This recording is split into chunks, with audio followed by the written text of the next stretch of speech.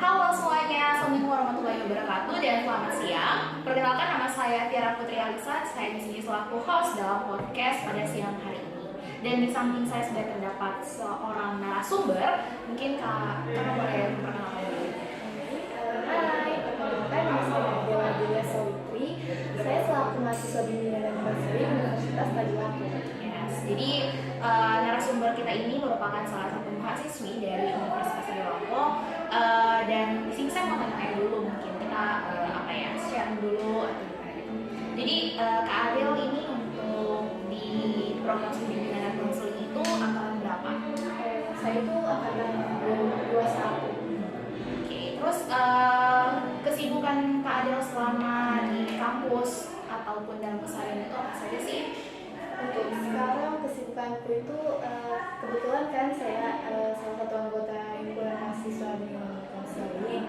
Jadi sekarang sedang di himpunanku itu sekarang ada kegiatan dan saya selaku sekretaris panitia. Jadi untuk sekarang saya sibuk mengurus surat-surat seperti itu. Wow, sangat cukup sibuk ya narasumber kita kali ini. Saking sibuknya ya mungkin tugas-tugas banyak juga, tugas kuliah, tugas himpunan. Tapi ya kalau anak himpunan itu pasti bisa membagikan waktunya antara tugas dengan perkuliahan juga. Oke, jadi untuk kali ini kita itu akan membahas tentang penerapan self awareness dalam diri. Oke. Jadi saya mau tanya nih sama Kak Adel, apa sih itu self awareness dalam diri? Menurut saya, self awareness itu seperti kata self itu kan diri, sedangkan awareness itu kesadaran. Jadi self awareness atau kesadaran ini merupakan kemampuan seseorang atau diri sendiri dalam memahami dirinya sendiri, baik itu secara perasaan, pikiran, maupun emosi. Yes. Terus selanjutnya, bagaimana caranya kita mengembangkan self awareness dalam diri kita sendiri? Untuk mengembangkan self awareness pada diri sendiri itu ada salah satu yaitu menerapkan mindfulness. Wow, itu apa sih? Mindfulness itu seperti refleksi diri. Ya mungkin seperti itu, kayak cara kita menenangkan diri saat kita mungkin ada masalah. Jadi kita sadar akan masalah kita bagaimana cara mengatasi masalah kita ini. Jadi mungkin kita bisa menerapkan mindfulness. Berarti seperti ya kita kalau sudah mumet dalam kuliah kita bisa refreshing gitu kan? Next question. Kenapa kita perlu self awareness dalam diri kita? Kenapa sih gitu? Kita perlu menerapkan itu ya self awareness dalam diri kita itu agar bisa membantu kita atau bisa kesadaran diri kita itu ya agar kita memiliki kesadaran pada diri kita baik yang baik dapat membantu seseorang untuk mengetahui batas kemampuan yang dimiliki dan tidak terjerat dengan gaya hidup yang berlebihan. Oke. Terus di sini pasti dalam diri kita itu pasti akan ada kayak keuntungan ataupun keuntungan dan kerugian lah ya istilahnya. Tapi di sini saya ingin bertanyakan, apa sih keuntungan dari self awareness buat diri kita? Keuntungan self awareness itu bisa membantu kita untuk bisa bekerja dengan cerdas dan efisien. Tapi kita sadari bahwa pekerjaan yang kita lakukan bisa membuat diri kita berdampak pada hidup kita. Jadi kesadaran diri ini akan membantu kita untuk menyadari kekurangan dan kelebihan diri kita sendiri. Terus selanjutnya, bagaimana cara kita untuk mengenali diri kita sendiri? Cara untuk mengenali diri kita sendiri itu contohnya seperti kita bersikap mandiri. Kenapa?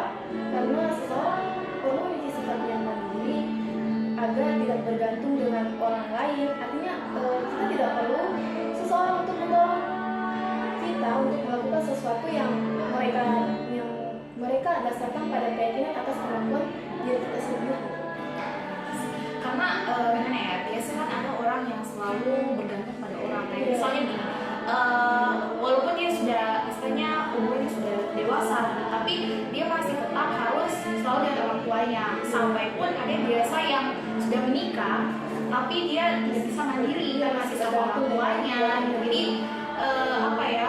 Berarti dia belum bisa menerapkan self awareness dalam diri kita gitu. Perlunya kesadaran diri dan kita sendiri. Oke, jadi habis ini saya mau tanya lagi. Sebutkan 3 kata yang menggambarkan karakter dalam diri Kak Adel. Yang saya kenal yang dulu sendiri tuh saya tuh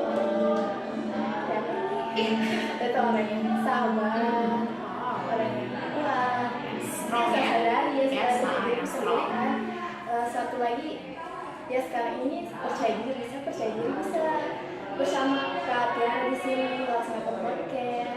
Yes. Jadi 3 kata itu yang mengatakan karakterku sendiri itu sabar, kuat, dan percaya diri. Oke, jadi di sini saya mau tanya kan, pasti istilahnya sebelumnya kan tadi Kak Adel bilang kan sudah mempunyai karakter yang percaya diri. Pasti sebelumnya itu belum puji kepercayaan diri kan pasti ada lah ya, pasti. Jadi gimana sih caranya melawan rasa takut untuk bisa berubah menjadi percaya diri itu gimana? Mungkin ada pengalaman gitu atau apa ya istilahnya sebuah apa ya hal yang menjadikan motivasi gitu untuk bisa menjadi percaya diri itu apa? Baik, kalau dari saya sendiri, kenapa saya bisa percaya diri dalam merasa takut? Sebelum melakukan podcast ini, tadi saya sudah dingin, takut. Tapi karena kepercayaan diriku, saya bisa berbicara di sini.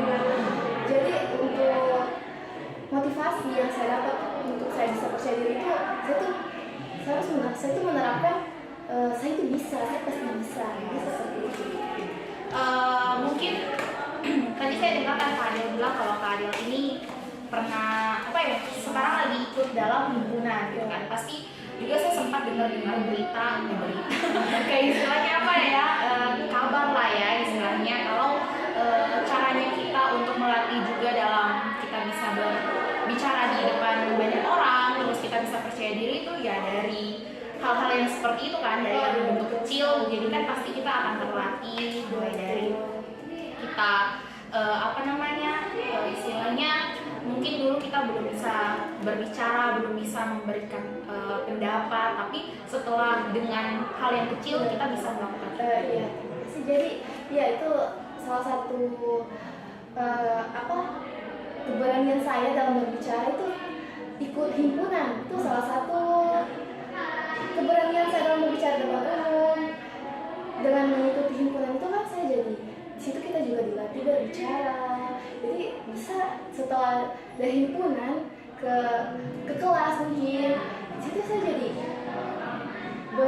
suka kayak berpendapat. Kadang saya berpendapat, kadang bersuara di kelas karena sebelumnya kan saya itu orang yang pendiam dalam kelas. Tapi setelah saya ikut dalam himpunan, saya jadi berani, percaya diri di depan orang-orang. Seperti itu. Berarti yang dulunya istilahnya introvert, Iya. tapi sekarang langsung berubah. Jadi ya walaupun perlahan-lahan ya. Terus apa lagi ya? Kita mungkin langsung sharing santai. Terus selanjutnya untuk apa ya? Gimana sih tanggapan kakak kalau misalnya kita yang mungkin belum bisa menerapkan penerapan dalam self awareness itu? Kan ada beberapa yang mungkin belum bisa, walaupun mungkin dia sudah tahu tentang apa sih itu self awareness, tapi dia belum bisa mengembangkan ataupun dia sudah mencoba tapi tetap belum bisa tanggapan. Kalau menurut saya sebenarnya itu kan self awareness itu kan perlu dalam diri kita sendiri. Untuk jadi semua orang sebenarnya punya kesadaran diri, tapi ada orang yang tidak peduli dengan itu. Jadi ada angka lebih baiknya kesadaran diri itu harus diterapkan dalam diri ini. Itu sangat perlu untuk diri kita sendiri. Karena itu juga termasuk kekuatan dan kelemahan terhadap kita, seperti apa orang menghadap kita dan seperti apa harapan orang lain terhadap kita. Jadi kita harus terapkan itu kesadaran kesadaran diri, perlu kesadaran diri dalam diri kita sendiri. Ya, betul. Terus apa ya? Ada kan biasa juga yang kayak istilahnya yang tadi saya bilang, ada orang yang sudah menikah, dia masih belum bisa apa namanya itu Bisa berdiri. ya belum bisa berdiri, masih bergantung. Sedangkan kalau bisa dibilang ada yang biasa bilang, kau cowok tapi kenapa masih bergantung sama orang tua kayak gitu kan. Jadi gimana caranya kita merubah mereka itu? Itu kayaknya salah satu dari tipe anak remaja Ya kali ya mungkin, atau mungkin dia terlalu disayang atau apa, saking istilahnya dia dari kecil mungkin belum apa jarang mandiri, sampai di dewasa pun dia masih tetap bergantung pada orang tua kayak gitu. Jadi kan kita sudah kesadaran diri sebenarnya dari kita sudah tahu apa itu kesadaran diri sampai dewasa itu harus tahu itu kesadaran diri. Jadi kan untuk orang kita kan sudah dewasa, jadi perlulah kesadaran diri. Kita tidak harus bergantung selalu dengan orang tua, apalagi kita sudah menikah kan, jadi perlu kesadaran diri. Oke, jadi di sini lagi saya mau tanya, Kak Adel mungkin pernah apa ya berpengalaman, pernah apa ya jadi pernah mencoba gitu hal baru, kayak misalnya awalnya dulu yang mungkin masih takut untuk hal itu, kayak misalnya saya pengen melakukan itu tapi belum berani, tapi pada saat di suatu tempat ataupun di waktu tertentu akhirnya bisa dilakukan gitu, ada atau Ada sih, sama lagi di himpunan, yang lain di himpunan. Awalnya kan saya takut dengan orang-orang, terus juga tidak mudah berbaur dengan orang-orang. Dan tapi dari rasa takut itu sebenarnya saya itu mau sekali bisa berbicara seperti itu.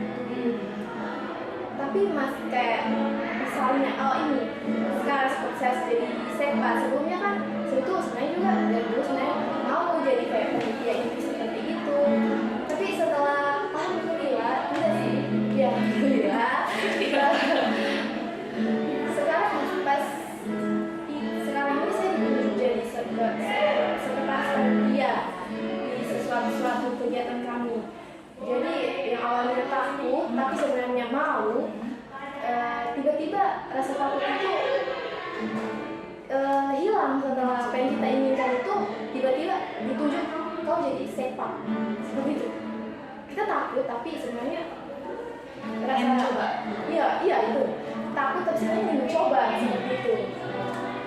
Karena dari pengalaman juga kayak saya bilang, kalau kita memandang bahwa kita itu tidak bisa, bagaimana caranya kita mau tahu kalau kita tidak mencoba kan gitu. Kita ini juga termasuk cara mengembangkan kesadaran diri dalam diri kita itu sebenarnya rasa ingin tahu juga termasuk. Betul, dan paling intinya harus mencoba dulu, karena gimana caranya kalau kita tidak mencoba, istilahnya kita ya walaupun orang bilang pastinya akan gagal ya tidak apa-apa gitu kan, kapan kita bisa langsung berhasil gitu kan kalau kita belum mencoba juga gitu, pasti akan gagal terus ada hasilnya pasti akan memuaskan juga gitu.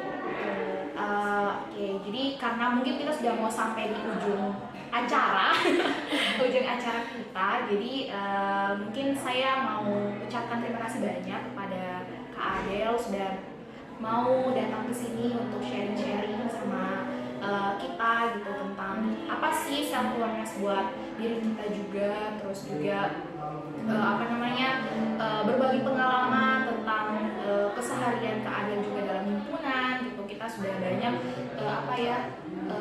berkeliling gitu istilahnya, berkeliling tentang sharing dalam hari ini gitu. Jadi sekali lagi saya ucapkan terima kasih banyak kepada Kak Adel. Terima kasih karena sudah mempercayai saya sebagai narasumber hari ini. Ya, jadi untuk itu mungkin kita nanti akan ngobrol-ngobrol lagi di belakang gitu, dan saya ucapkan terima kasih kepada teman-teman yang sudah berpartisipasi dalam podcast kita kali ini.